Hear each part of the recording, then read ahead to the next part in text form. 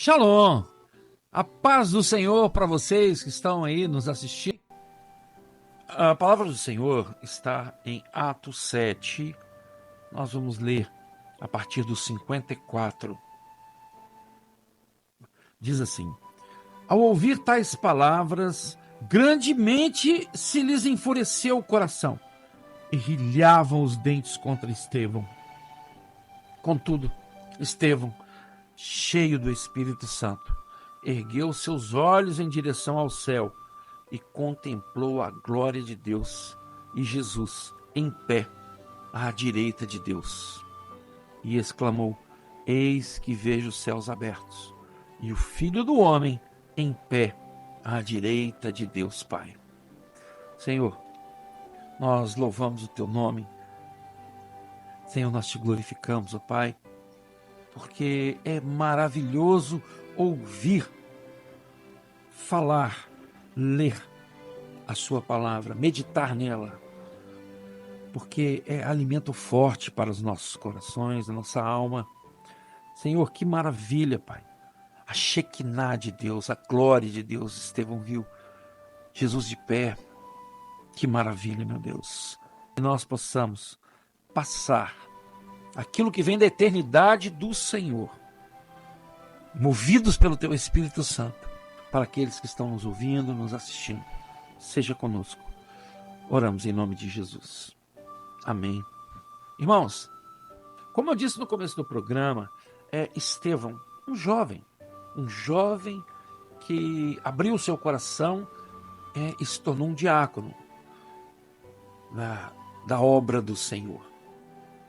E ele foi interpelado pelo Sinédrio, e ele deu uma aula mostrando para o Sinédrio que ele não decidiu por emoção servir a Jesus. Ele tinha conhecimento da lei. Ele conta, inclusive Atos 7, fala sobre o depoimento de Estevão, quando o sumo sacerdote interpelou a Estevão: porventura são verdadeiras as acusações contra ti? Diante disso declarou Estevão: caros irmãos e pais, ouvi-me com atenção. O Deus da glória apareceu a Abraão, nosso pai, estando ele ainda na Mesopotâmia, antes de morar em Harã, e lhe ordenou: sai da tua terra, da tua parentela, e vai para a terra que eu te mostrarei. E assim, Estevão contou toda a história da formação, da criação de Israel, daquilo que aconteceu depois com Moisés, com Abraão, com Isaac, com Jacó. Ele demonstrou ser muito culto. Estudiosos dizem que ele até era se assemelhava um pouco a Paulo muito culto, ensinado por Gamaliel, um dos melhores professores daquela época. E Estevão abriu seu coração, entregou a sua inteligência para ser movido pela sabedoria do Senhor. E nisso ele foi agraciado por esse momento em que ele sabia o que ia acontecer com ele. Ele sabia. Ele estava ali sendo interpelado, perto de ser apedrejado. Mas as experiências que a gente tem na obra do Senhor, na igreja viva, na igreja fiel, nós não negamos. Se você está negando, se você saiu fora, deixou a obra verdadeira do Senhor, que é a igreja fiel, você não viveu experiências. Você não viveu, porque senão você não negaria. Irmãos, eu digo porque eu vivi muitas experiências e jamais eu vou negar aquilo que o Senhor fez, aquilo que o Senhor falou, aquilo que eu ouvi com os meus ouvidos e vi com os meus olhos. Como negar uma experiência dessa? E Estevão não estava nem aí. Estevão sabia que seria condenado, mas aí o Senhor agraciou a Estevão com uma visão maravilhosa. Os homens da lei, da razão, estavam desesperados, eles não aguentavam. Aqui diz que eles rilhavam os dentes contra Estevão. É muita dureza de coração, né? Mas precisava ser assim. Precisava ser assim. O Senhor sabia que nesse período isso ia acontecer, que Jesus viria à terra, que Jesus passaria pelo que passou, né? Tudo foi dentro do projeto de Deus. Nada foge, não cai uma folha de uma árvore que não seja do projeto de Deus. E Estevão deu essa palavra maravilhosa ali para os sacerdotes do Sinédrio, que não abriram seu coração, não entenderam, né? E eles ficaram furiosos com Estevão. Aí a palavra diz que, contudo, Estevão, cheio do Espírito Santo, ergueu seus olhos em direção ao céu e contemplou a Shekinah, a glória de Deus, a mesma glória de Deus que encheu o templo quando Salomão foi consagrá-lo.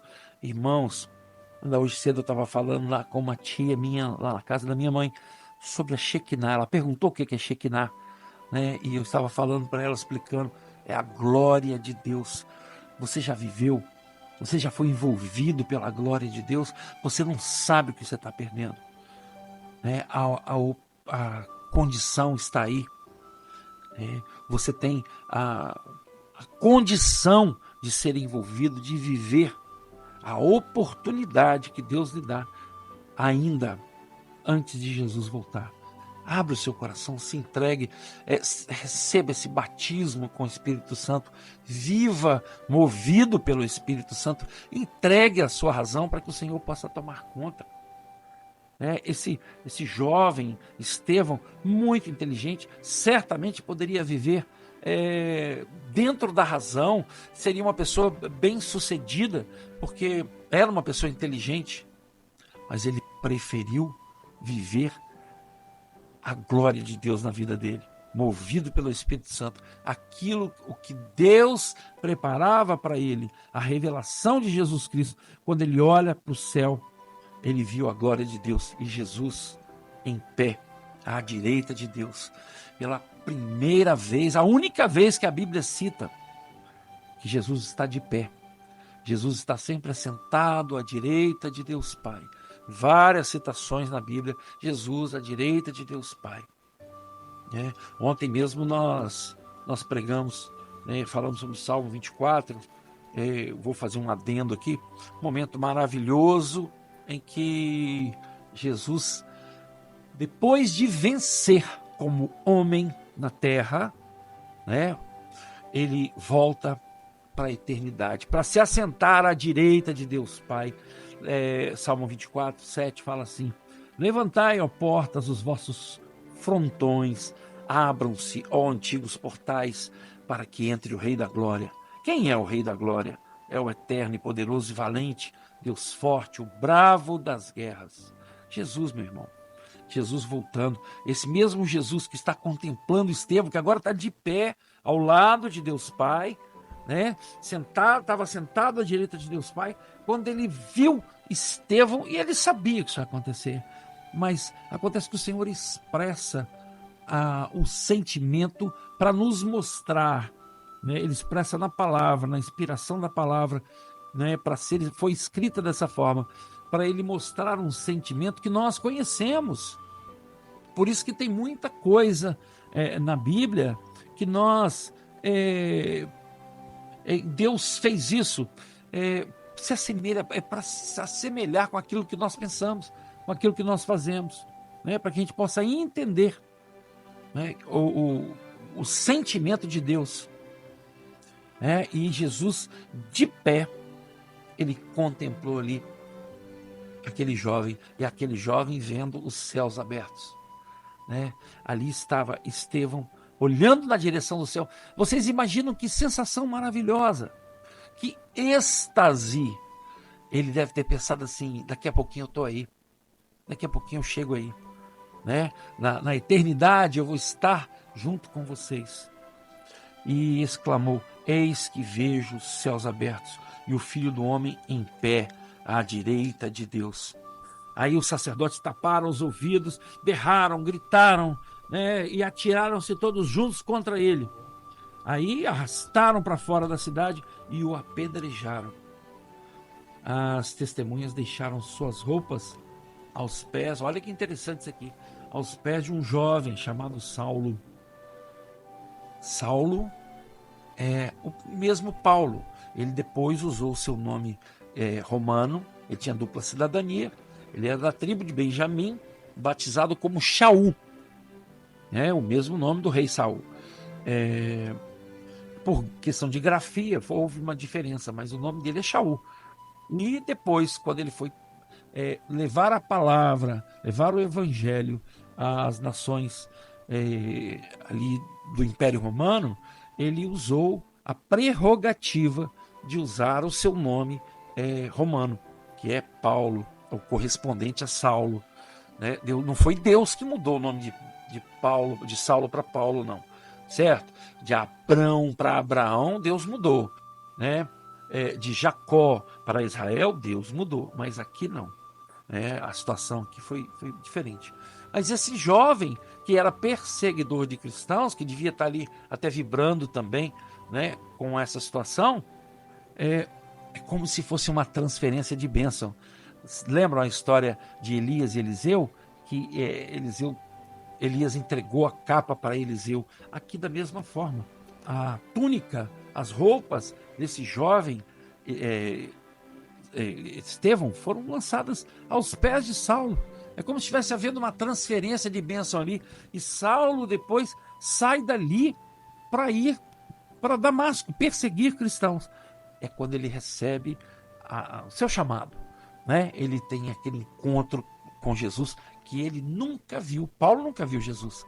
Ele ouviu a voz de Jesus. Saulo, Saulo, por que me persegues? Mas aí voltando aqui para Estevão, eles estavam apedrejando Estevão. E ele, em oração, declarou: Senhor Jesus, recebe o meu espírito. Então caiu de joelhos e clamou em alta voz: Senhor, não lhes atribuas esse pecado. Tendo dito essas palavras, ele adormeceu. Olha que palavra sutil, que forma maravilhosa nos foi colocado aqui, né, sobre ele ter sido morto. Ele adormeceu, estava recebendo as pedradas. Nós nem sabemos se ele estava sentindo alguma dor, né? Porque podia estar anestesiado por efeito do Espírito Santo, tá? A Bíblia não fala sobre isso, mas é uma possibilidade, né? É uma possibilidade. E ao invés de condenar, de xingar, de falar mal daquelas pessoas que estavam fazendo aquilo com ele estava orando por eles. Senhor, não lhes atribuas esse pecado. E tendo dito essas palavras, ele adormeceu no Senhor.